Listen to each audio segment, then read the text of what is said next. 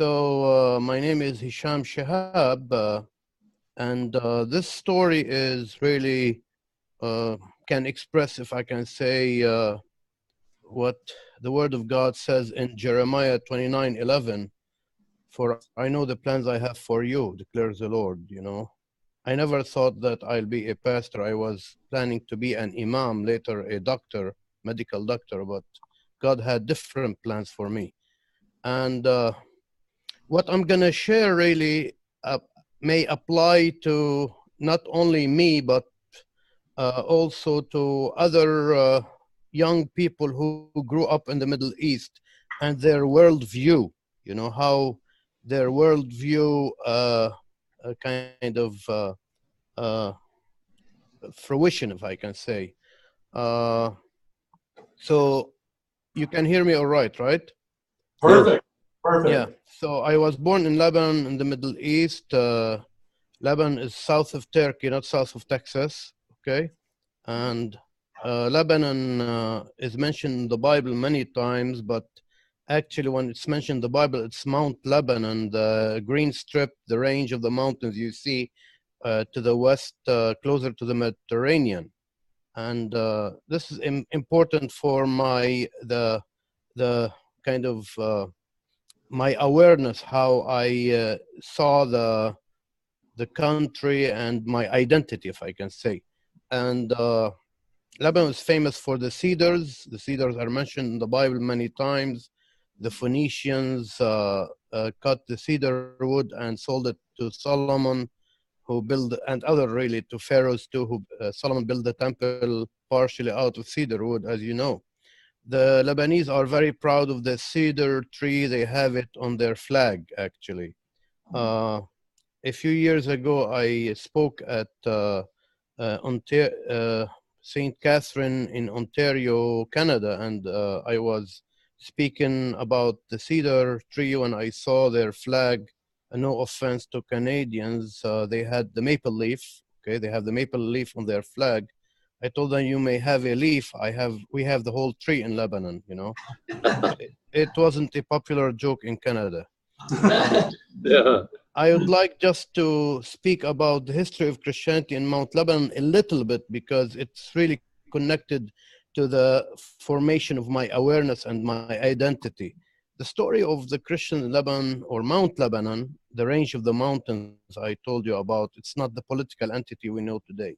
The mountain range called Mount Lebanon began with the Conference of Nicaea in 325, when Constantine, the emperor, called for the first council of Nicaea, and some Christians did not agree fully on those articles in the Council of Nicaea. One of them was a Syrian monk, if we can call him Syrian, who lived south of Antioch, called Maroon. Maroon had a following, and his followers were persecuted for their different beliefs, and they had to leave Syria and take refuge in the mountains of Lebanon. Lebanon goes up to the mountains to more than 10,000 feet tall. So they sought refuge in those mountains and stayed in some of those caves that became museums today. With time, they were able to convert the local pagan population, build monasteries hewn in the rock, very beautiful monasteries. This valley is called Kadisha Valley. If you know some Hebrew, it means the Holy Valley. So they really built churches and cathedrals, and they had their own patriarch, who later they joined Rome really in the 12th century. So I think the story of Islam really in Lebanon started with the Arab conquest in the 7th century. The Arabs came into the middle, out of Arabia, and conquered most of the old world. Lebanon was part of it, and they reached Spain, and actually they stopped at the gate of Vienna, where Charles Martel was able to deter them. And many Arab and Muslim dynasties rose and fell, but that was really, you can look at the map, that was really the maximum expansion They couldn't go into Europe until the Ottomans came. All these things, really, history is alive in the heart and the mind of the Muslim. History never dies, and in the heart and mind of Muslim. And these things are known to most of Muslims, and they are a source of pride. We'll talk later about Islam being a culture of shame, you know. Uh, uh, so it's a source of pride for a Muslim and glory, you know. So the Ottomans were able to cross the Bosphorus, and they conquered Constantinople, as you know, in 1453, and then expanded in Eastern Europe, then came down to Syria and conquered. I'm mentioning these things because what we see today is another really, if I can say, another feature of the Islamic expansion, you know. Solomon the Great, the Magnificent, reached Vienna actually 1529. He stopped at the gates of Vienna in 1529, and then later another Ottoman Sultan reached Vienna in 1683, September 1683 actually. So they say bin Laden perpetrated his terrorist attacks in September to resonate the first invasion in 1683. So the Polish army was able to deter them actually this time, and the Ottomans expanded to Eastern Europe more than any other Islamic empire. This was the maximum expansion. However, with the rise of European nationalism, the French Empire, the making of the French Empire, the German, the Prussian Empire, if I can say, you know, history, and the Russian Empire, they took chunks of the Ottoman lands, and this was the last map of the Ottoman Empire before World War I broke out, ruled from Istanbul. When World War I broke out, there was another thing going on, which was the Arab Revolution, that really kind of revolted against the Turks, because the Turks tried to Turkishify, if I can say it, or Turkify the empire, and the Arabs were proud of their language. They refused that, rejected that. The Turks were defeated, as you know, in World War I, but Ataturk, a brilliant Turkish officer, was able to liberate the country and declare modern Turkey, secular modern Turkey, and reject Islam, because he wanted to cut off all the past and its vestiges, if I can say. He even forced Turks to remove their Muslim garb and declared modern Turkey. Ataturk abolished also the Islamic empire by the abolition of the caliphate. This was a big, really blow to Islam, if I can say, the abolition of the caliphate. And when bin Laden declared war on the West in 1989, I believe, or sorry, 1998, in a video, he said, "We've been fighting the West for 80 years. Some would-be experts in the Middle East started asking question. We thought the problem started with the question of Palestine, which was 1947, 48. But this guy is talking about 80 years. What's the deal here?" They forgot that the abolition of the caliphate is a big thing for every Muslim then, you know. And this is why we see the revival of the caliphate in ISIS or Daesh. The leader of ISIS even called himself Abu Bakr to emulate the first caliph after Muhammad, who unified the ranks of the Muslims who fought after the death of Muhammad. 10,000 people were killed according to Islamic sources. So also the fall of the caliphate, or the abolition of the caliphate, was triggered really, or motivated some Muslims to seek solutions. One of them were the Muslim Brotherhood that was founded in 1928 as a reaction. They wanted to Islamicize the Islamic community. This is really an oxymoron here, to Islamicize the Islamic community, because Muslims were in decline.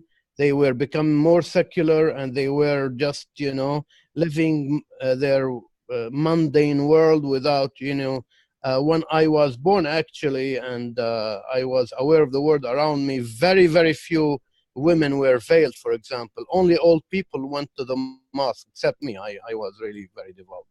But I'm saying that they want to Islamicize the community by Quranic studies, and like we do Bible studies in Christianity, Quranic studies and social work.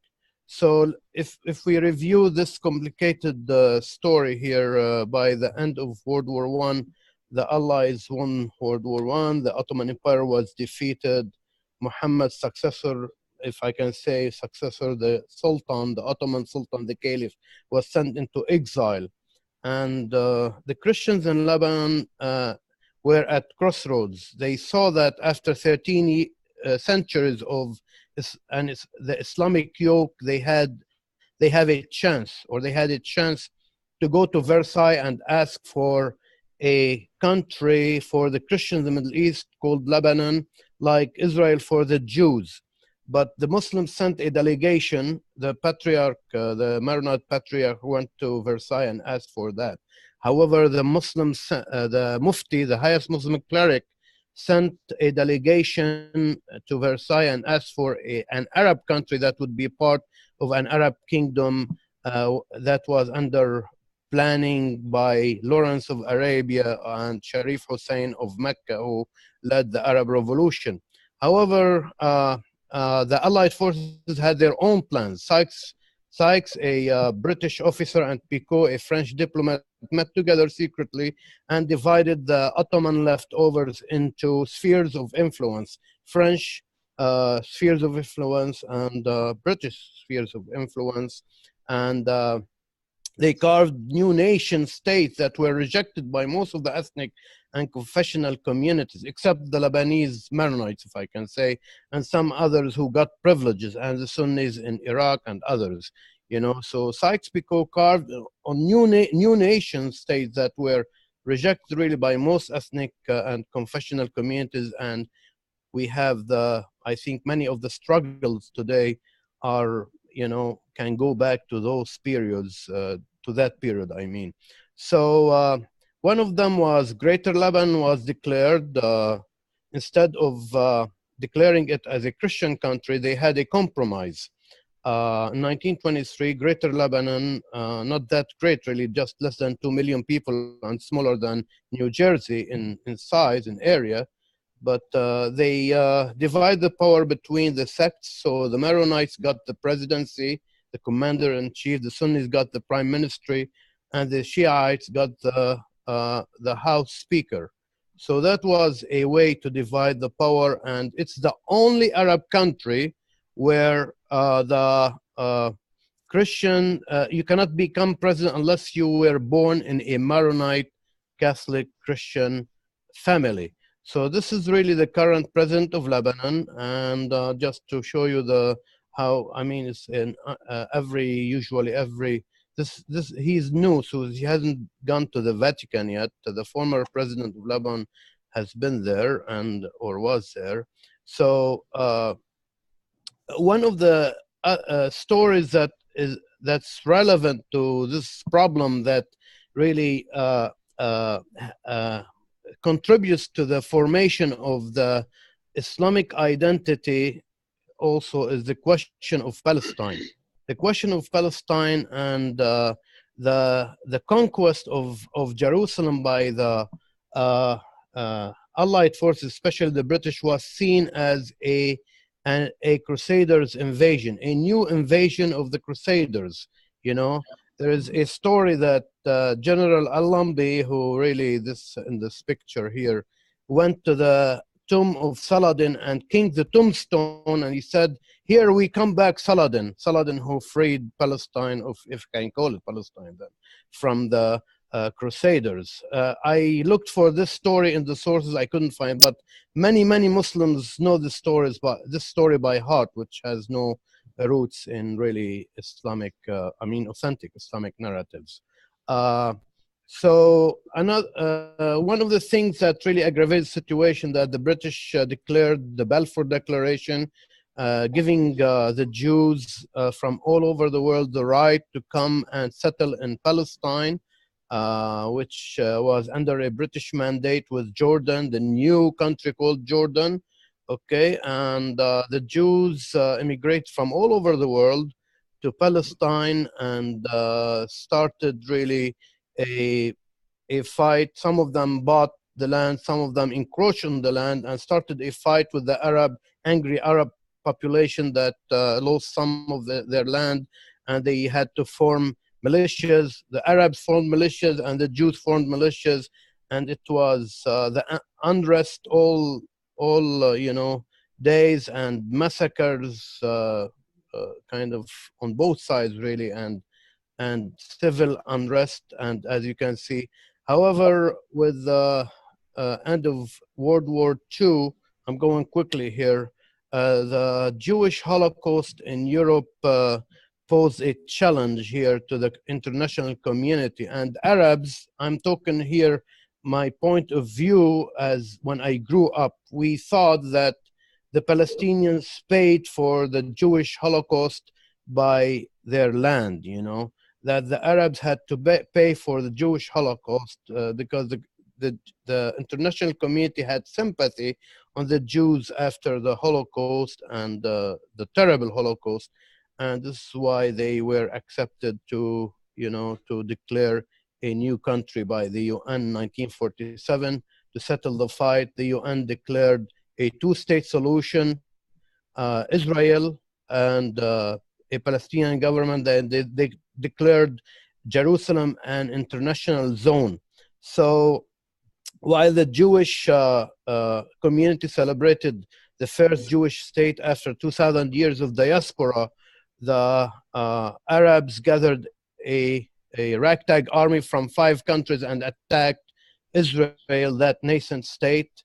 And to their humiliation, they were defeated by this small community, Jewish community. 800,000 refugees came out of Israel and Palestine. Half of them settled in Lebanon. So Lebanon received almost 500,000 Palestinian refugees, mostly Muslim, which really disrupted the balance between the sects because they swelled the ranks of Muslims and started to be called the Army of Islam. And a phenomenon which is also we see in the West here, while the Christian Lebanese wanted to be French and had 2 children or 1 kid and a dog, the Muslims had 10 kids. So with time, the Muslims outnumber the Christians. So after the Christians were 50% of the population, they became 30%. They deny that, sure, but I'm saying that this is what the Muslims perceived in those days. So we had a fight over the Palestinian refugees, after also about the right or the privileges of the Christian president, the Maronite president in Lebanon. In 1958, the first civil war broke out between the Christians and the Muslims. I was minus 2 years old then, so I wasn't part of that fight. My dad was part of that.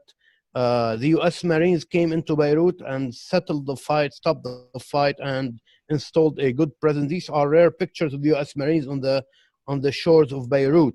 So I was born in 1960 in a peaceful period, but it was not that peaceful because the hard feelings, the traumas of the civil war between the Christian and Muslims trickled down the street where the kids played. I was playing marbles in the field. When I looked up, I saw Pierre. Pierre means Peter in French. Pierre had a stick in his hand, 7 years old like me, but imagine the hate in the heart of Pierre. And he hit me with that stick with a nail. He almost got me, I almost lost my eye because it was an inch away from my eye. Blood spattered my face. And that was my first encounter with a Christian boy. I went to Chehab Mosque and School, So born in a Muslim family that claimed descent from the tribe of Muhammad, the Prophet of Islam. We were something like more than 1,000 years in the country. We are, when I left Lebanon 13 years ago, we were 10,000 people in Beirut. So you have Chehab Mosque, Chehab Bakery, Chehab School, what have you. So I went to Chehab Mosque and school, and there learned how to recite the Quran properly and read and write classical Arabic.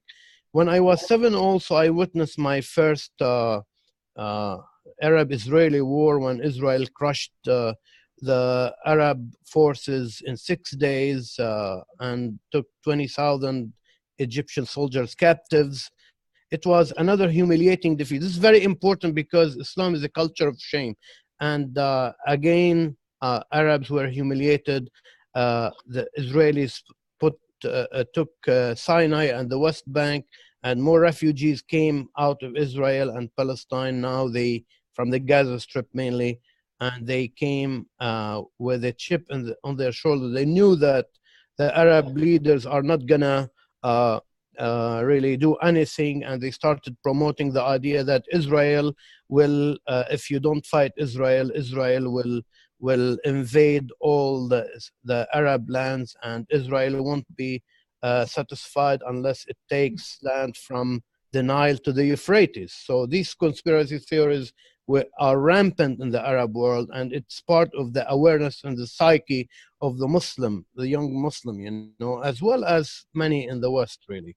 So those days, the star of Arafat, the PLO leader, rose, and they thought what they couldn't get by conventional wars, they could get by a low-intensity war. We call it today terrorism. So in 1969, this is really one of the pivotal, really, meetings that really destroyed Lebanon in the end, that Arafat, the PLO, met with Nasser of Egypt and the king, the monarch of Saudi Arabia, and the weak Lebanese government, they agreed on building military bases in South Lebanon and shooting at Israel from there. So I was confused. I mean, 10, 12 years old later, when I see Israeli jets in the sky of Lebanon, and wonder what's going on. One day in the mosque, a firebrand from the Muslim Brotherhood was talking about our grievances and our problems with losing Palestine and losing our honor and glory. He was a firebrand from the Muslim Brotherhood who tried to explain to the young people there about the grievances and the solution. This is really the guy who really recruited me for the Muslim Brotherhood. He's in the middle. He's a big shot today. Actually, last night I found this picture of him. He's in the big turban to the right here of one of the pictures too. So he was 20 years old when he recruited me, and he gave me books written by the founders of the Muslim Brotherhood, Hassan al-Banna, Maududi of Pakistan, and Qutb of Egypt too. And we were taught that the world is divided between two. The word of Islam and the word of infidels. And it's the duty of Muslims to convert the other part of the word by persuasion, if not subjugate them by force, because non-Muslims do not know what's good for them. We are the leaders of humanity. We are the vicars of Allah, and that Arab leaders who do not really follow the rules of Islam and do not follow the commandments of Muhammad are really idols that should be toppled. So while I was studying this in Beirut, Zawahiri was studying this in Egypt. We had almost the same, we were reading the same thing. And we were taught Islam is the answer, and that we as Muslim Lebanese are living in shame because we are under a Christian president. A Muslim shouldn't be under a Christian authority. This is really the Lebanese Maronite president who was, the war president in the 1970s. So Islam is a culture of shame. Two things are a big shame in Islam: to convert to another religion, or to lose control over your women folks, like dating or premarital sex, etc. So this is why there is honor killing, whether those who come towards targeting those who convert, or those who are not abiding by the honor rules among women folks. I told him, I told my mentor from the Muslim Brotherhood, you're telling me we need to convert 50% of the country. This is, unthinkable. This is really ridiculous. He said, you don't understand. We are part of a global Muslim movement that extends from India to Morocco. And one day you'll rise together, join hands, and establish a global Muslim state, and that those Christians are just crusaders. We need to crush them.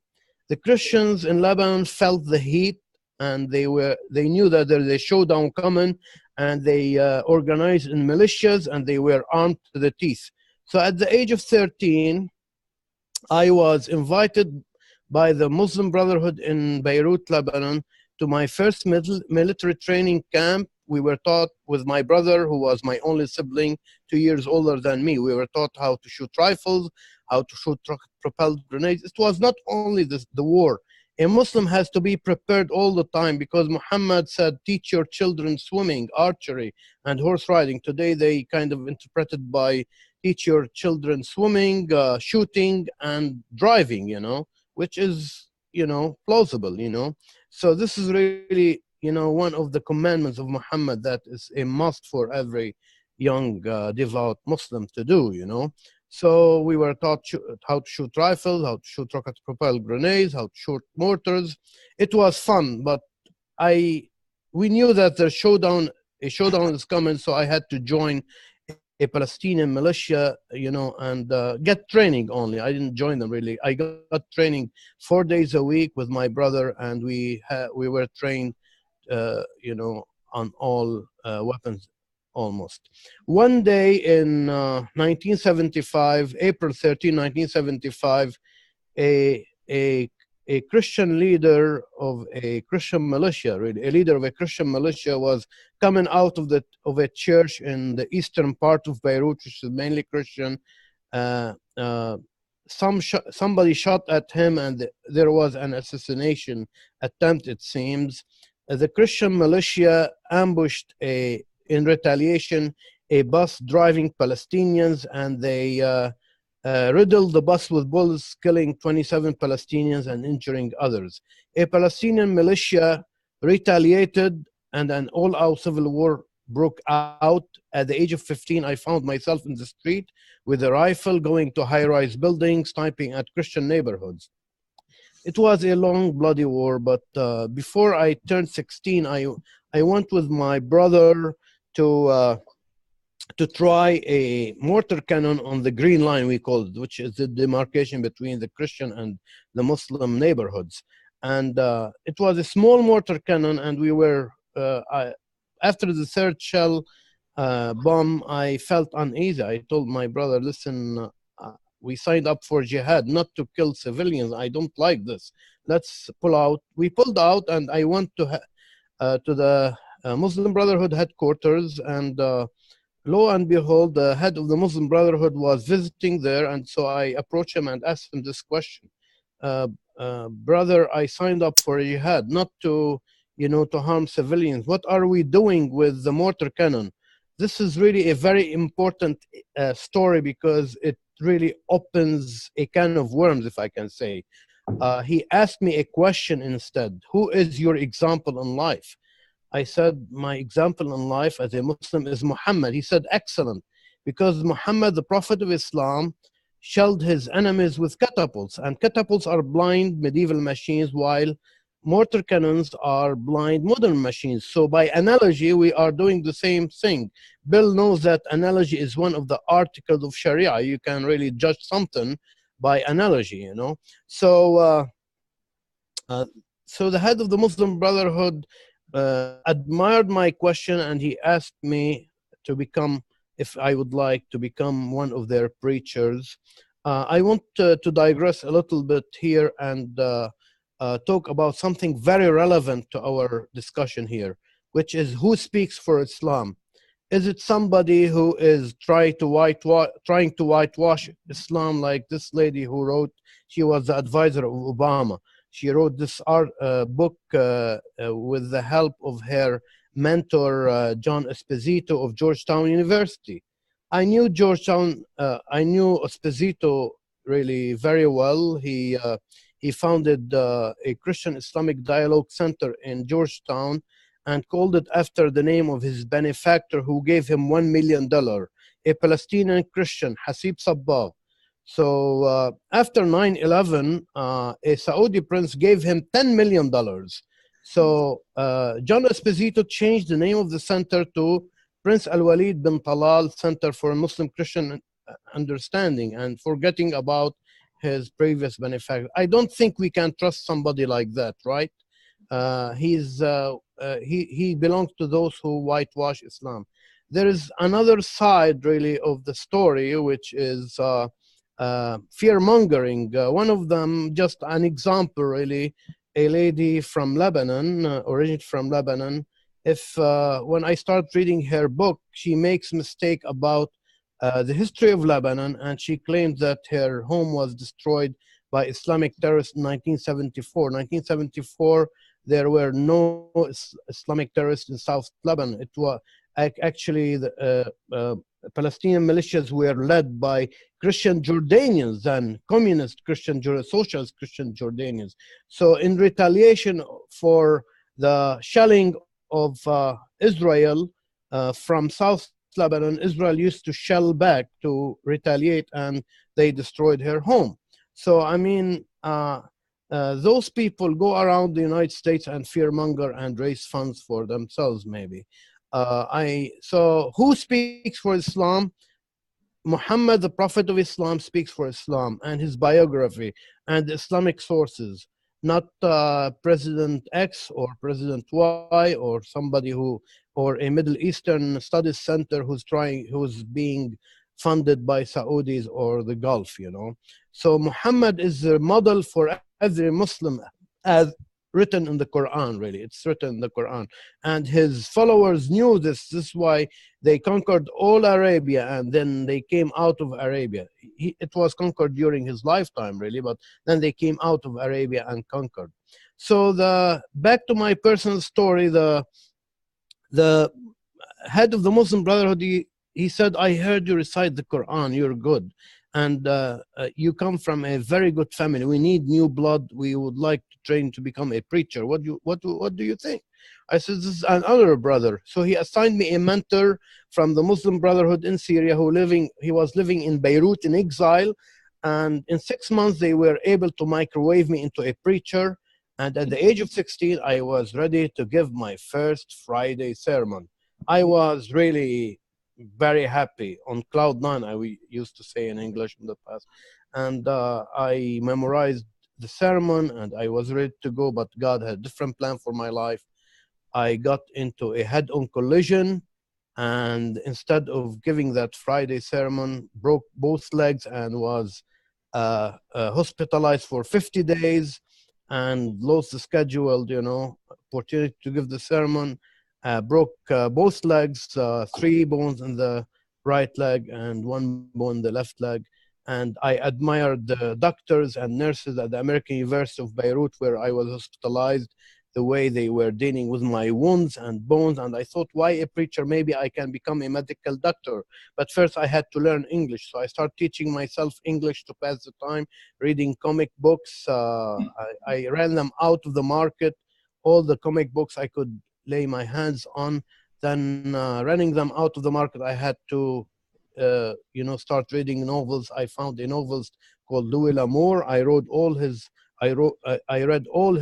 novels and short story collections. In 1979, I sat for an English exam at the American University of Beirut, the Harvard of the Middle East, and I was admitted. I scored 200 grades above average in English and was admitted to the American University of Beirut as a pre-medical student. And I thought, why I'm at the Harvard, the Middle East, I should forget about the Civil War and focus on my studies to get a high GPA in order to make it to the medical school. But again, God had a different plan for my life. My only brother, my only sibling was killed by a Christian militia. I was devastated. I couldn't really hold the load. I dropped all courses except one course. I got a silencer and a gun. I started to stalk my enemies at night. Some of them were classmates, and I thought I'll sign up only for one course in order to make to meet more Christian boys who belong to that militia that killed my brother, and this way I'll make friends with them, know where they live, how they move at night, in order to ambush them easier. It was an evil plan, but God had a different plan. The course that I signed up for happened to be a course of cultural studies, and it included selections from Greek mythology, selections from the Old Testament, the New Testament, from the Quran, the Book of Islam, from Western philosophy, from Socrates to Nietzsche, really. And one day I came back from a night of stalking those enemies when I heard something that would change my life. It was a selection from the New Testament, the Sermon on the Mount. The professor was quoting the Sermon on the Mount, and I heard love your enemies for the first time. I thought, wow, this is ridiculous. Who could love his enemies? Or superhuman, who could really turn the other cheek? I was flabbergasted, as they say, and walking to the mosque at dawn, I used to pray 5 times in the mosque, and walking at dawn, I used to cry out to Allah, I'm confused. The words of Jesus turned the tables of history on me. And then the next day, the professor, she was Armenian, she wanted to compare between the commandments in the Old Testament and the commandments in the New Testament. She brought up the story of the event when the Pharisees came and just asked Jesus, Matthew 22, about the greatest commandment. He said, love God with all your heart and with all your soul and with all your mind. And then he said, love your neighbor as yourself. I thought, well, Muslims are really the ones who are trying to love God more than anybody else. They pray 5 times a day. They fast 1 month. They are ready to die in a jihad for Allah. But this Jesus Christ is overdoing it. I had never heard anybody speaking about loving God in this powerful way. Maybe I'm missing the truth with a capital T here. So I put my intellectual cap and spiritual cap, if I can say, and I thought I would compare between the Bible and the Quran and see what I checked out a copy of the Bible from the library. I started reading it on my own, but I thought maybe the truth is not in Islam or in Christianity. I was lost, really. The words of Jesus put a pebble in my shoe, as they say, you know. I was not comfortable anymore, you know. So I thought maybe the truth is in Eastern philosophy. I looked for a Hindu temple, I looked for a Buddhist temple, I couldn't find it in Beirut then in 1980. So I signed up for a yoga course at the American University of Beirut, and I walked into the classroom. I saw that all of them were ladies except me, a young 20 years old muscular guy coming into the classroom. The yoga instructor, a British lady, asked me, what are you doing here? I told her, well, I signed up.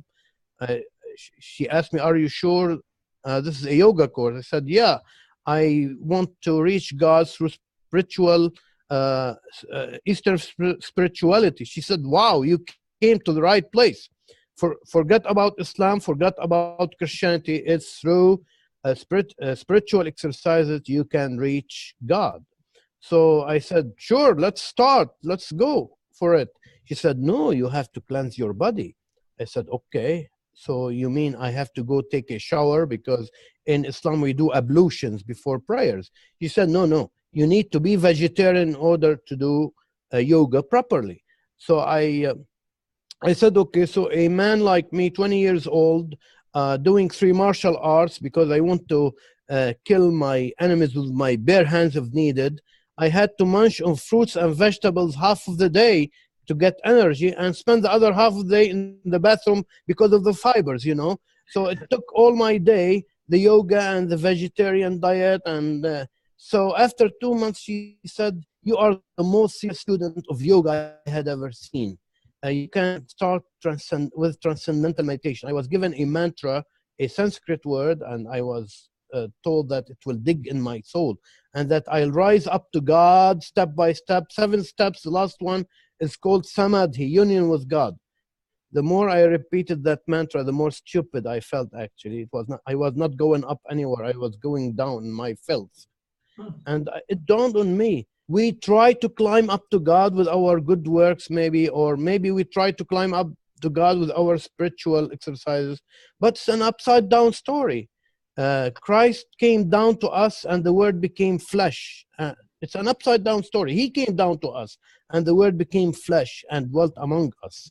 And I knew that the doors of heaven are open and my sins are forgiven. And I have a new life in Jesus Christ. Instead of stalking my enemies with a gun and a silencer, I started to sneak into churches to hear how they speak about Jesus Christ. It's a long story. I got involved with Christian Islamic dialogue after the end of the Civil War in 1989. I founded a non-governmental organization for Christian Islamic dialogue and peace initiatives to deal with the traumas of the Civil War. And I was invited to speak about my experiences all over the world, from Geneva, Switzerland, Britain, the United States at the National Prayer Breakfast, etc. In 2001, I met a retired Lutheran pastor from northern Minnesota in Beirut, Lebanon, in an elevator. And he gave me his card. I called him. We became friends. I started helping him with his Bible studies and translating them into Arabic. And after 3 years, that was in Beirut, Lebanon, he invited me to come to the United States. I used to come as a visitor, but he said, why don't you come to seminary? We need somebody like you. So I moved to the United States and started going to Fort Wayne, Indiana, the seminary. And before I finished seminary, I started a mission in Chicago, and Chicagoland, and it's like a mission impossible for me, but we baptized 7 people the first year in 2007. Then we started rounding them up, inviting everybody, Muslims, Seekers, liars, what have you, converts to worship on Saturday with me. And I preach in Arabic and English and Farsi. We read the scriptures in Farsi, the language of Iran. There are a lot of challenges in Chicagoland. Any questions before I go on to the challenge of Islam in America? I have a question. Hicham, this is Bill. Did you pursue doctoral studies for a while? Is that correct? I did. Instead of doing a medicine, I did a BA in English and a diploma in teaching English, then took undergrads of history, did a master's degree in the history of Islam. Then I went to the University of the Holy Spirit in Kaslik, north of Beirut, and I wrote a PhD dissertation in early Islamic sources, really. I had to leave Lebanon before defending that dissertation. Things became very difficult security-wise for me. I received death threats and had to leave Lebanon. You mentioned something about covert Christian. I want to mention that I was like a secret Christian till 1997. I used to attend the church in secret and different churches till I met a missionary from the Vineyards. The church called Vineyard. He was from Colorado Springs and others from Britain. And kind of they encouraged me to go public later. And I started really helping them with their evangelism in Beirut, Lebanon. And 2003, I published my story in an Arabic newspaper and received my first death threat, kind of from Hezbollah. So later I moved in 2004 to the United States. Yeah, does that answer your question? Yes, thank you. Yeah. So I taught really Islam and Middle Eastern studies in different colleges, one of them, American University of Beirut, Concordia, Ann Arbor, Michigan, and now I teach at College of DuPage as well. So Chicagoland, things I know more than other states now after spending 10 years, churches are being sold to become mosques in many places. This is in Naperville, Illinois. You can see Allah replaced the cross, etc. It's booming, really. This one is on the north side of Chicago. This is on the southwest side of Chicago. Imagine a big church with a school as well was sold and became a mosque and an Islamic school. The crescent replaced the cross, as you see here. Okay, again, the crescent replaced the cross. So, nothing against Muslims. They are active, they are generous, and etc. But we have to kind of guard against the Islamization of the community, as later we'll talk about. This one here, the most recent, the Islamic Center of Wheaton. The Assemblies of God had to sell their church. Wheaton, which is the fortress of evangelical Christianity, couldn't hold even. That's where I went to college. Oh, you went? Yeah, it's a few blocks away from Wheaton College. Yeah, right. So I would like to talk a little bit about globalized Islam and how I see it. The Islamic identity was globalized mainly by the Muslim Brotherhood. Muslims were in decline and they didn't think ideologically the way they are thinking today, and they were more provincial. But there are a few factors that really kind of contribute to this complex identity, we all have complex identity, but the identity of a Muslim young man. Muhammad as a model, the modern crises and grievances like Palestine, Kashmir, Punjab, Afghanistan, Chechnya, even Andalusia.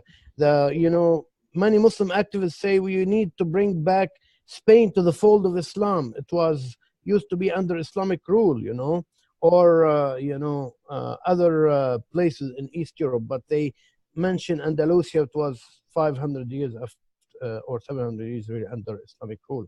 Also, the shame culture, the lost glory of the Arabs and the Muslims and those Islamic kingdoms. I'd like to quote here the professor of my professor, Bernard Lewis, when he spoke in one of his books. He said, the failure of the Ottoman siege of Vienna, the Islamic world has failed since that time.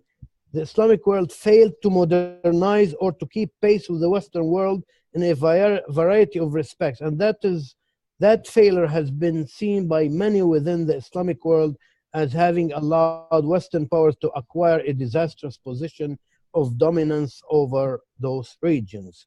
So this, I believe, expresses one of the really problems, the abolition of the caliphate, and this led to the rise of the foundation of the Muslim Brotherhood that I was part of it. There were many trends in the Muslim world, in Syria, in India, not yet Pakistan, in India, but Egypt was the birthplace of the Muslim Brotherhood, which I'm talking about trends of pan-Islamism.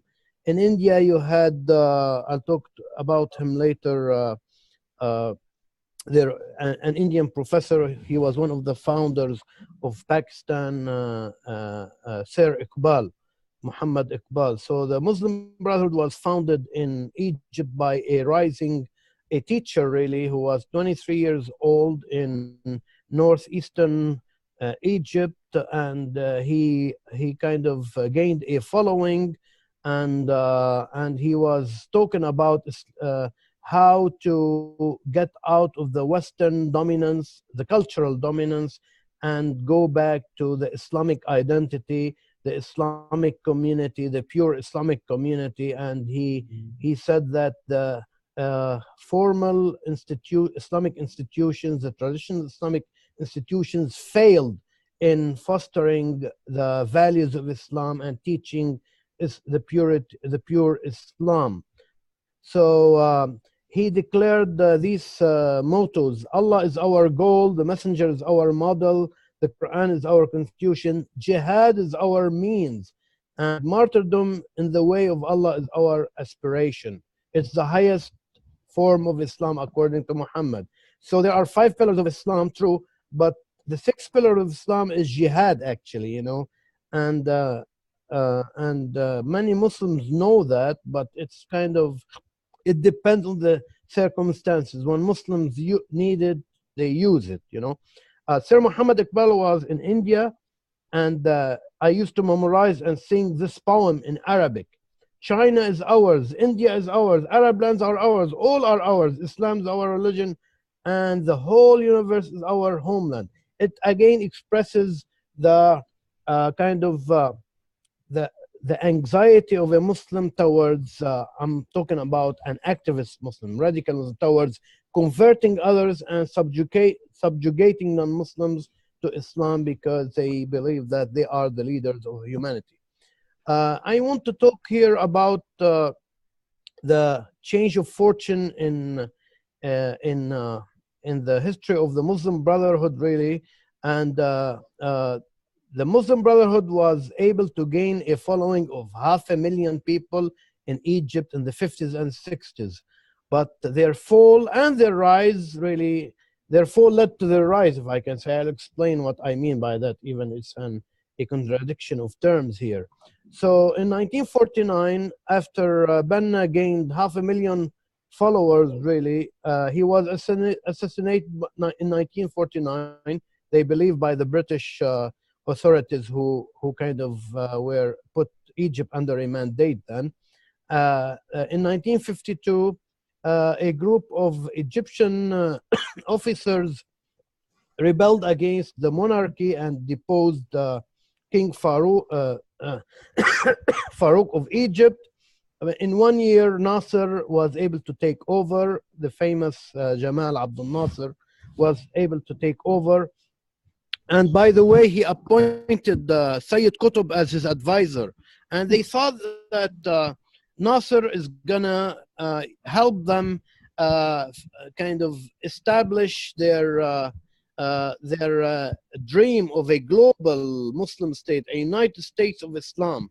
But they were wrong. Nasser later threw Qutb in jail, okay, and tortured, clamped down. The Muslim Brotherhood tortured them, and this really clamping down on them and persecuting them led to the rise of the radical elements among the Muslim Brotherhood. In the beginning, the Muslim Brotherhood thought that they'll change the social fabric of Islamic communities into Islamic activists, and this way they'll be able, through the Islamization of Arab and Muslim countries, lead to the rise of a global Muslim state, you know. But they knew that it was not possible under such dictators, and it really produced monsters later, like Zawahiri, who was among the ranks of the Muslim Brotherhood. You can see Zawahiri here jailed, and this really persecution of the Muslim Brotherhood, even though it led to their fall in Egypt, it led to their rise in other places. There was an exodus of the Muslim Brotherhood members in the 50s and 60s, and some of them, many of them really, went to Saudi Arabia, where they received support. Others really, let me go through here. These are some of the radicals that were Omar Abdul Rahman as well. Others went to Qatar, like Qaradawi.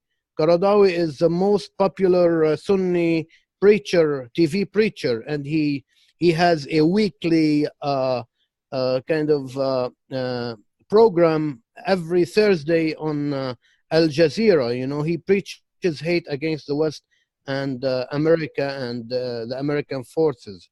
In Lebanon, we had also a group, but they were not as many as, because of the Christian presence, really, they were less popular. In Israel, even in Israel, you have a Muslim Brotherhood chapter led by Salah here, and as well as in the West Bank led by Hamas, which later they were able to rule the Gaza Strip and really install win the elections there and have a prime minister of their own. So what about the Brotherhood and the West? The story of the Muslim Brotherhood and the West started in the 50s with the establishment of the mosque in Munich. There's a good book by Ian Johnson about it. The mosque in Munich was established by, I can say, efforts of the Muslim Brotherhood members who lived in exile in Western Germany. Then they were divided, as you know, and Switzerland, and the CIA. The American administration saw that in this radical Islamic group, they saw in it a kind of a bulwark of resistance to communism, and they thought that they will this mosque will attract the stragglers from Muslim Soviet nations under, you know, Russia, that Muslims who are malcontents there, and they rebels who could come and join the Muslim Brotherhood and start a movement, whether from outside or inside, against communism. And you know, this is a one of the rare pictures of Dr. Ramadan meeting with other also Islamic really activists, meeting with Eisenhower here. Ramadan is the father of Tariq Ramadan, actually. Tariq Ramadan, who was called the Martin Luther of Islam here in the West. You know, his father, he was born in Switzerland, and his father was one of his grandfather, maternal grandfather, was Hassan al-Banna, the founder of the Muslim Brotherhood. So Ramadan was Hassan. Dr. Ramadan, who met with Eisenhower, was Hassan al-Banna's son-in-law. Okay, other movements, early movements, the first ones that were founded in the West, especially in colleges, was the Muslim Student Association. Is very influential, and they are in almost every college and university all over the West, from, you know, Europe and the United States as well. There is later they promote Islam, and they have the agenda of the Muslim Brotherhood. So they are the student branch of the Muslim Brotherhood, the campus ministry, if I can call it, you know. And later in the 90s, CARE was founded. CARE is you know, an organization that promotes Islamic radicalism, and as well as really kind of keeps an eye on people like me, you know, and people like you, I believe. The Islamic Society of North America, ISNA, they called, also was formed later, and there are other also associations. This association really brings Muslim activists from all over Canada and the United States, okay, North America, and they meet annually in Chicago.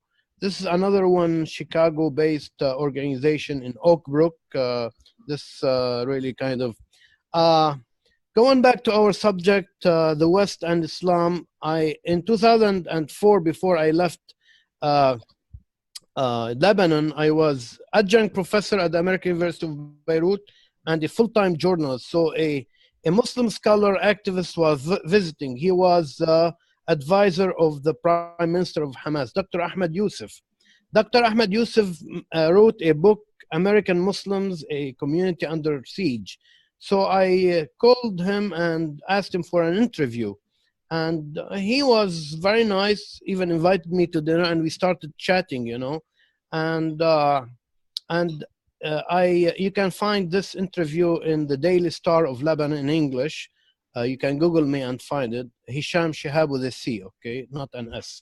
So I became a citizen 2 years ago and changed the spelling from C to S to make it easier for Americans.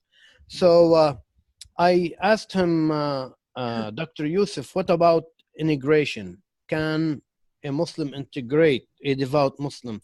He told me this, American Muslims cannot integrate, but they can acculturate.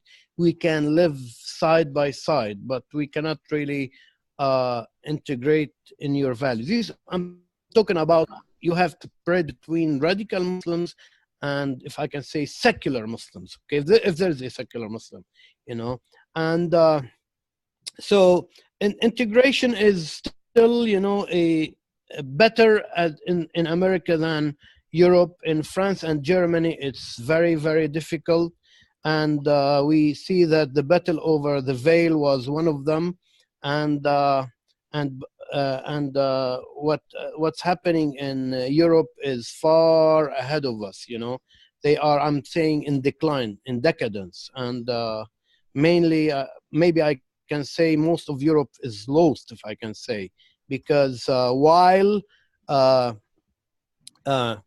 secularism is globalized in the West, okay, radicalism or Islamism is globalized in Islamic communities, especially in France, land of liberté, égalité, fraternité.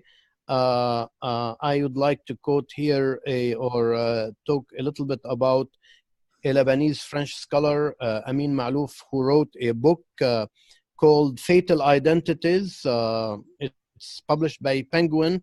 The original title of the book in French is more really impressive. It says L'identité mortière, means fatal identities. And he thinks that the grievances of Muslims who come to the West or are born in the West, especially in Europe, east of the Rhine, he said, they are born in a community which is not Arab, but they speak Arabic, and they think that they are full citizens, but they are not recognized as full citizens. So they embrace radical ideas because they find an identity in those radical ideas. They feel that they are being, appreciated and fulfilled, So a French author 2 years ago wrote a novel, Michael Hewelbeck, if I can, it's a difficult French name, and he thinks the novel is called Soumission, which is submission, translated into English as submission. And he believed that maybe in a few decades, France as we know it, as liberté, égalité, fraternité, will be no more. Now the question, can Islam be a personal faith? Well, Islam as a personal faith is not Islam, because Islam is a church and state. And you can be a Muslim, claim to be a Muslim, and be also a Hindu or a Christian at the same time, and claim to be a Muslim, or kind of embrace values from different religions and say you are a Muslim. It's up to you. But I mean, Islam, Orthodox Islam, has to be church and state. And reform in Islam is not really, we can't really find anybody who can reform Islam. And reformation in Islamic terms means going back to the past, to the roots, means to the life of Muhammad, the 7th century Islam, which becomes really worse. So reformation would be a process that would lead to a state like ISIS or Daesh. I met Brother Andrew, something like in 2002, actually translate for him in Lebanon, Beirut, Lebanon. And he says that after the collapse of communism, Islam is the biggest challenge to the West. Islam is growing in the West not only because of proselytizing, non-Muslims, but also by immigration, as you know. I don't know, Bill must have better statistics here, because they say that Muslims are, 8 million in the US. This is the maximum, they say, and there are 25,000 conversions to Islam every year. 7,000 American women marry Muslim men each year. By the way, those 25,000, not all of them stay Muslim. Once they go into Islam and discover, some stuff that's really offensive, they leave, Let me finish this one. The number of mosques growing in the United States, you see this one, Okay, in the 1920s, you know, you can see how the growth of mosques. They believe that every 6 months a new mosque is built in the United States. Every 6 months. I was in Glenview yesterday meeting a pastor, and he said, "Oh, we have now 3 mosques around us. One of them a big cultural center. You know, I thought 2. Now they have 3. You know." What about the ethnicity of Muslims? Most of them, I mean, 42% are African American. I like really kind of to show you these are statistics by CARE. I don't trust them, but it's maybe a little bit informative here. You can see that African Americans are the majority, while the white Americans, 27% of them, and so the majority are from Southeast Asia. I mean, I'm talking about the immigrants here, okay, and then others, okay, yeah. So again, this is a better maybe figure here. You can see everything. The Europeans are 2%. Those are converts, I believe. The Arabs 25. Always we need to keep in mind that Arabs are 15% of the Muslims. Okay, so the majority of Muslims are not Arabs, and they don't really know what they are reciting most of the time when they recite the Quran. So 50% are first generation immigrants of the Muslims, 20% are second generation, 30% are African Americans. Let me just mention, these are statistics that were done, I mean, 10 years ago, I believe. California, 227 mosques, New York, 140 mosques, New Jersey, etc., etc. So I think this is all what I have for tonight. If you have any questions, I'll be more than glad to answer them if I can. Yeah. Thank you very much. Excellent. Yes. Quite a I have a question. wealth of information. I have a question. Bob. Okay, so in our church, we have a person who was a Muslim in Iraq, and as a refugee fled to Lebanon, where they were taken in by a Christian family. Yes. And over time, he saw much of what you saw, the difference between Islam and Christianity, and that Christianity is a faith of love and not of violence, because he was sickened by the violence of what that went on in Iraq. So eventually he did his own exploration, and he became a Christian, and now he's attending. Yeah. Wonderful. Okay, so how much of this is going on where people are moving from Islam to Christianity? Well, in 10 years, I baptized more than 40 people, really, you know, from the Middle East. We're not talking about infants. We're talking about adults, Iranians, Iraqis, Palestinians, Jordanians, what have you, you know, from 8 countries, really. So there is a kind of a trend nowadays. I mean, many Muslims see Islam for what it is, that it's not compatible with modern life. There is a problem with radical Muslims are in charge, you know, if I can call it that. You know, they are the most vocal of the Muslims, and they are distorting the image of Islam. Well, I mean, they are really showing the teeth of Islam, if I can say, you know, and so many Muslims are disillusioned, and many of them find peace in Christianity. We have, like, in I know about a Lutheran church in Germany that has baptized hundreds. Every Sunday they have 10 or 100 baptisms, they say, you know, and really kind of it's amazing that I had a friend on Facebook. She goes to a Lutheran church, and when I was talking to her, she went to Germany, and she was sitting in the last pew videotaping for me the baptism of 10 new Afghanis and Iranians into the faith, and every week there is something like this. So that guy, the pastor in Germany, he saw that his church is dying. I'm talking about white Germans, you know, and he thought, why shouldn't I invite immigrants? And he started inviting them boldly, and now his church has 1,000 in attendance every week, you know. So don't think that it's because they need asylum or because they get benefits. No, I know people who cross, I mean personally, I know people who cross from Iran into Turkey, and they sign up for as a refugee with the UN. You can sign up as a refugee with the UN without conversion, really, without converting to any other religion. As a Muslim, you know, you can say, I am persecuted in Iran because of politics, you know, that's it. And you can sign up. And so many of them were political refugees, and Jesus found them, if I can say. They didn't find Jesus. Jesus found them in Turkey, and they were baptized there. Then they came and joined Salam.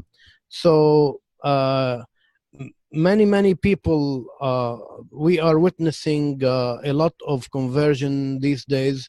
Many Muslims are seeing Jesus in visions and dreams, whether you accept it or not. I gave a series of Bible studies on the 6 Bible studies recently at a local church, talking about the conversion experiences. Not, I mean, the dream is a starter, you know. If you want to watch something impressive, I know some of the people who were videoed. I mean, their stories became videos in More Than Dreams. It's available on YouTube. Just go More Than Dreams, you'll find it. Yeah, so there is really, the Holy Spirit is moving mightily among the Islamic communities, and we hope that, you know, we could join hands and be able to separate between Islam and Muslims. We love Muslims. We want to reach them for Christ, you know, not really bash them. We don't want to disrespect them. We want to love them and invite them to our communities, our churches, and honor them, and maybe make up for a lot of suffering they went through. I am dealing with an Iraqi refugee whose brother was, his father was killed and was missing for 1 year. You know, they found his body in a mass grave. Now and then this guy starts crying and telling me that he's traumatized forever. Another brother who became Christian, his mother was shot just in front of him. He was, you know, younger and couldn't do anything, you know. I mean, they went through horrors, you know, and I know that because I went through this firsthand in Lebanon, you know, and I feel with them. I pray for them. I weep for them, you know, and we need really to extend a loving hand. And what I believe Bob wants to do is to differentiate between the radical and, if I can call it moderate, and those who come for a better life here in the United States. United States is a country of immigrants, and we need to acknowledge that the wealth of this nation is because of the immigrants, whether they were German or French or Huguenots or Greek or what have you, you know, or Italian. Yeah. So, May I so ask a question? Yes. I'm wondering if there is possibility that infidel Christian Muslims could be infiltrating our American churches. They're Well, not Christian. I welcome infiltrators because we are not doing anything that we kind of are hidden or secret. We welcome them, but I'm not the issue of security and bombing, and that's another issue. But if you're talking about the filtration through being there and listening to what we teach and believe, I don't think this is something that we should be afraid of or concerned about. I believe I mean, Jesus walked with Judas, you know, the Arabic, you know, ruins my English sometimes. Judas 3 years, and he knew that Judas is a traitor. and he still loved him, and till the end. I don't think we need to be afraid. We need to be open. We need to invite them to our celebrations. I'm not saying to be syncretic, you know what I mean? I'm not saying that incorporate Islam and Christianity. No, no, not at all. I'm saying that invite them to our celebration. Like there is a secular event called Nowruz, the Persian New Year. I really celebrate that with them. Invite, every year Nowruz, because seven or more countries celebrate Nowruz: Iran, Iraq, Afghanistan, Egypt, and others. The Kurds, celebrate Nowruz. It's a secular, occasion. I do a celebration, bring a singer, and we have a big dinner, and say a word about the new year, and how you can be born again in Jesus Christ, so just contextualize the gospel, if I can say. So we need to be bold. We need, there is nothing without sacrifice, I know that there's nothing without sacrifice. I know that firsthand. Yeah. Did you want Bob to have a few minutes to talk about Yes. his activities? Yes, it's up to him, Bob, if John is inviting you to speak a little bit about your initiative. I would be delighted to do that, and it carries right on from where the pastor is. He and I came together because it seems we both realized that there's more activity than we would like, radicalizing young Americans, and mostly young Muslim Americans, who are the most vulnerable. We began looking about a legal way to do it, that is, to make it illegal to preach jihad and cutting off the hand of a thief and forced marriage and so on, whether it was in a mosque or a madrasas or wherever. And our lawyers that looked into it for us came to the conclusion that neither of us were going to live long enough to get it done that way. But we had a marvelous insight one evening when Hicham and I had just had dinner, and we're about to part company. We're talking about, we have a difficult but not impossible task in front of us, and that's identifying the rogue imams and people who are doing the radicalizing. And he looked in the eye and said, I know the rogue imams. I know how to find them. And when we began to dig into it, we became convinced that we can identify them. There's some research that we're looking at that says there are about 85 active rogue imams, rogue meaning preaches things that are just not acceptable to American culture.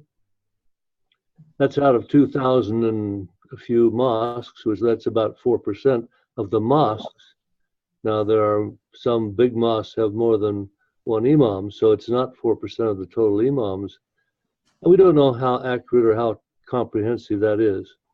But what we've come to believe is that we can go into a mosque and with the leaders, get them to fire their imams. That's the way imams are chosen by the local people. And then once we have developed some skill and recognition at doing this accurately, hand those fired imams over in the sense of being followed by the Federal Anti-Terrorism Task Force, the FBI. They could keep track of them and let us know if they come back into a position where they could radicalize our youth again. So we're rather encouraged that there are ways to do this which will not take forever. We think it's going to be a couple of years to reach a point where we really can make a major dent. We are already thinking about where we will start. And we think what it takes is somebody from all of the various facets of Islam. You heard from the pastor how complicated Islam really is. But we're trying to have people from all corners of it. We have Sunni, we have Shia, we have Islamophobes, we have radicals. We'd like to bring these people together, We're building slowly and carefully to some kind of group, and it would be the Muslims who would actually make the moves that would fire or lead to the firing of these rogue imams. It really can't be done from the outside. That's true of the major reformation of Islam outside the U.S., but we aren't interested outside the U.S. He and I are firing a rifle shot at the people that are radicalizing our youth in this country, and so we have a simpler target. We want the Muslims to read it. We call our little organization so far McPray, Muslims and Christians Preventing Radicalization of American Youth. And it's all capital letters except the C. The C is lowercase because the Christian input will be smaller than the Muslim input if it's going to work. Questions of me? How do you propose doing something? How do you propose doing something of that nature? How can the two of you? I know you both have a wealth of experience and knowledge about this, but how will you even get in to talk to the people, their parents, their families, who probably would support the imam, and families who believe strongly in what the imam is doing? How will you get them on your side? Very good process question, right on the heart of it. The first thing we have to know is where the bad ones are. The second thing we have to know is who hired them. And we need to have Muslims in teams, kind of an implementation team that would go into that community and get face to face with the people that hired them and make it clear that we will support them in firing that imam. Now, it's a little hard and a little dangerous if you're inside a community that has a radical imam. That means there are radical supporters. So we need to have support for those people, including, very likely, helping them find another imam. There's a shortage of imams in this country. They're being imported from some very strange places. Many of them don't speak English and won't ever want to speak English and don't speak the language of the local group that hire them. They've got a real shortage. We could become a conduit for moderate imams, and we might have to help each one replace their imam. They do not want to be without one.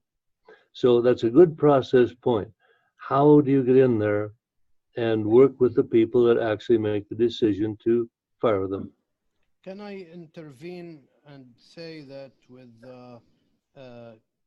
kind of what Mohammed bin Sultan, the Crown Prince of Saudi Arabia, is doing today? Sorry, I'm not hearing the question. Could you be a little louder? Not a question, an explanation. Well, the sound, we can't hear you. You're a little quieter, Hicham, than you were before. Volume's down a little bit. Can you hear me better now? Yes. Can you hear me better? Now I. Yeah, okay.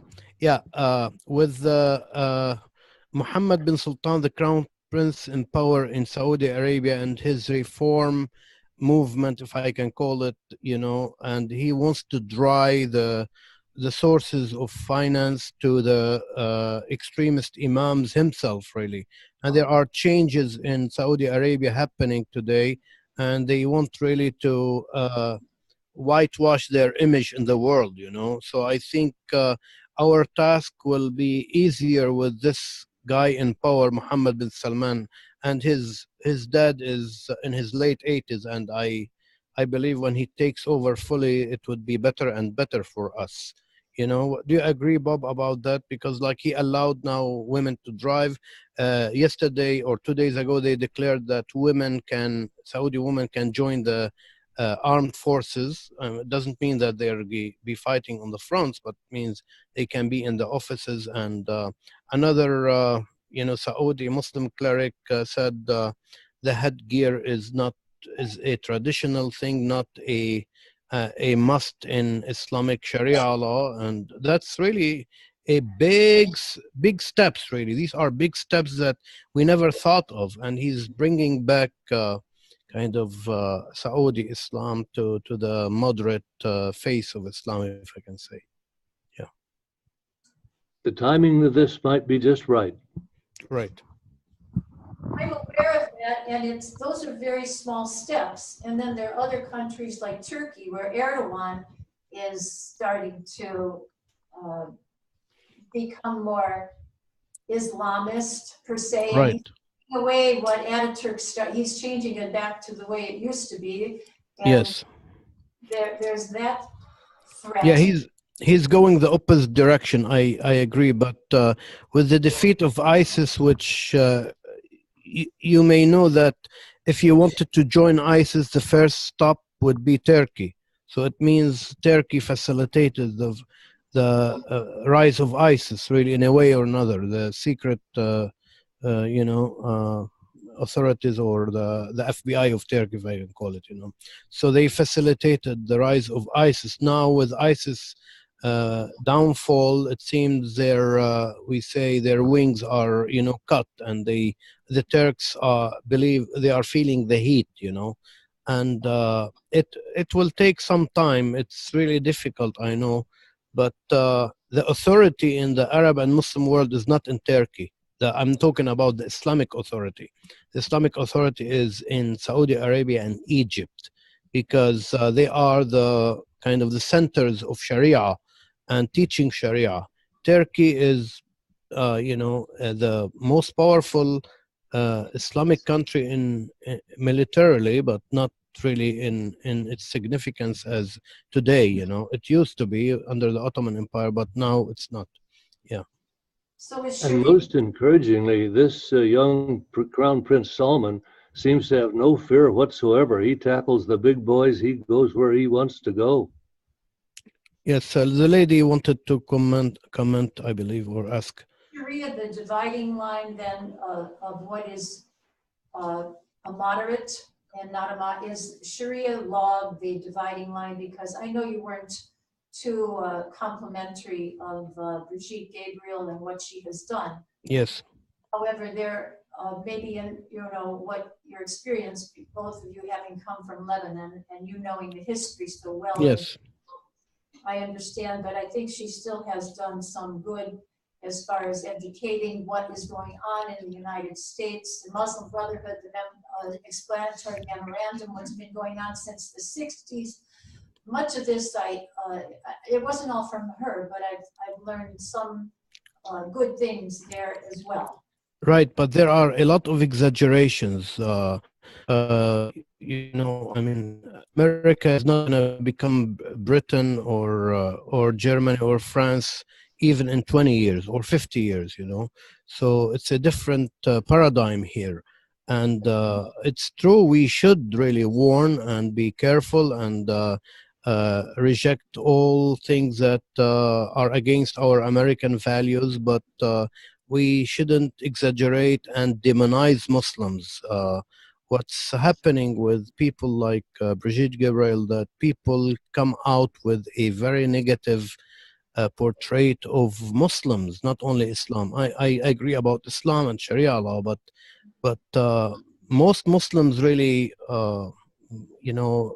give Sharia lip service. It's difficult. Who wants to live like Afghanistan, Who wants to live like Saudi Arabia? Nobody. But, they give it lip service and, they come out as radical sometimes, but we need to be careful about that and not demonize Muslims. This is really my main concern, really, Yeah. So you think that's what happens by the way she speaks? Or, I mean, there are many, but I still think there are things that are good that are coming out.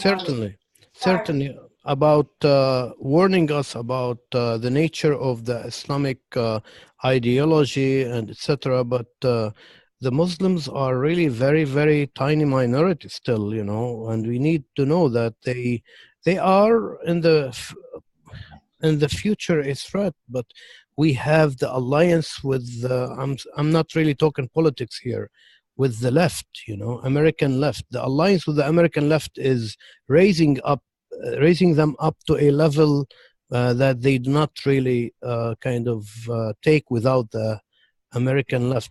Like the lady called Linda Sarsour, without the left, she cannot really take that position, where she is in major newspapers and magazines, and what have you.